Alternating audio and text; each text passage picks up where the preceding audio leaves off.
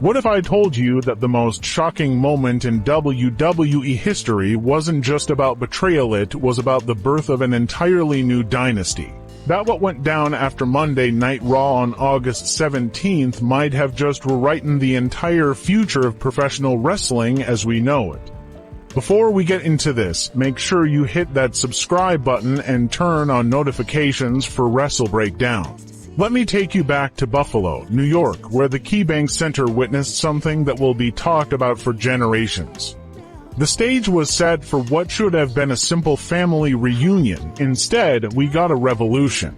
Jey Uso had defeated Solo Sikoa the previous week, and the stipulation was clear. Solo would have to rejoin the Bloodline and report directly to the tribal chief, Roman Reigns.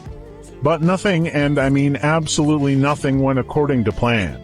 Roman Reigns entered that ring with Jacob Fatu, radiating that unmistakable tribal chief energy that has defined this era of WWE. He demanded that Solo be brought to him, and when Jey and Jimmy Uso escorted their younger brother to the ring, Reigns tore into him verbally. He mocked Solo's new look, reminded him of their tribal combat match, and smashed his sunglasses into oblivion. Then came the brutal attack. Jacob Fatu delivered a devastating super kick and locked in the Tongan death grip on Solo Sikoa. But here's where LA Knight enters this story like a megastar from another dimension. With Solo recovering in the corner, LA Knight's music hit and he stormed the ring. He took out the Usos immediately, clearing house and turning his attention to Roman Reigns. Fatu attacked from behind, but Reigns called him off a decision that would prove catastrophic. Reigns hit Knight with a Superman punch and then gave Solo the order that would change everything: attack LA Knight. Prove your loyalty. Show your family that you belong. And this is where it gets beautiful. Solo Sikoa looked at LA Knight, muttered those heartbreaking words, "I'm sorry," and then, in a moment of pure cinematic perfection, he turned and delivered a Samoan spike directly to Roman Reigns. The OTC dropped like a sack of potatoes. The Usos were dispatched. LA Knight hit Jimmy with the BFT and delivered another one to Reigns for good measure. And then, as Jacob Fatu stood frozen in the corner refusing to intervene because Reigns had told him not to earlier, Solo Sikoa and LA Knight stood tall in the ring, bumped fists, and walked off together. The Bloodline was in shambles, Roman Reigns was laid out, and a new alliance was born. Now, here's where things get even more interesting. After that show went off the air and the cameras stopped rolling, something happened that has the entire wrestling world buzzing. We Hall of Famer Rikishi, the legendary father of Solo Sikoa and the Usos, made his presence felt. And from what we're hearing, Rikishi didn't just approve of what his son did, he thanked LA Knight. He recognized that LA Knight was the catalyst, the spark.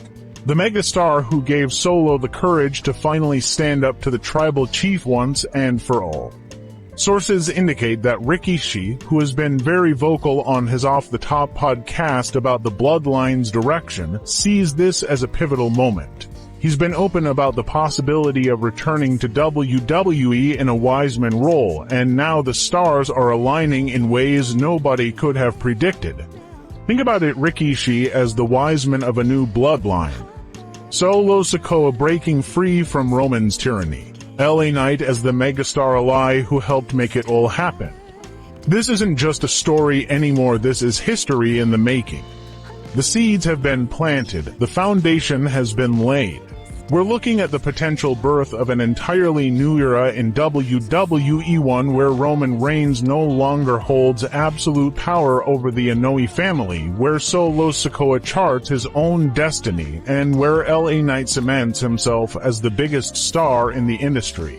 And standing at the center of it all, guiding this new faction with wisdom and family pride, could be the legendary Rikishi himself. But the question that's burning in every fan's mind is this: what happens next? Does Jacob Fatu stay loyal to Roman Reigns, or does he see the writing on the wall and align himself with this new movement? Will Jey and Jimmy Uso try to bring their brother back into the fold, or has Solo burned that bridge forever? And what role will Rikishi play in all of this? Will he step in as the wise man, guiding his son and LA Knight toward glory? One thing is absolutely certain: Monday Night Raw on August 17th, 2026 was not an ending, it was a beginning. The Bloodline saga has entered its most explosive chapter yet, and every single episode from here on out is going to be must-watch television. That's why you need to be part of the Wrestle Breakdown family right now. Hit that subscribe button and turn on notifications so you never miss a single update, analysis, or breaking story from the world of professional wrestling. We break down every match, every promo, every shocking moment so you don't have to. From the Bloodline drama to championship pursuits, from returns to retirements, we've got you covered 24/7. Drop a comment below and let me know. Are you Team Roman Reigns, or are you riding with the new alliance of Solo Sikoa, LA Knight, and potentially Rikishi as the wise man? Who do you think comes out on top?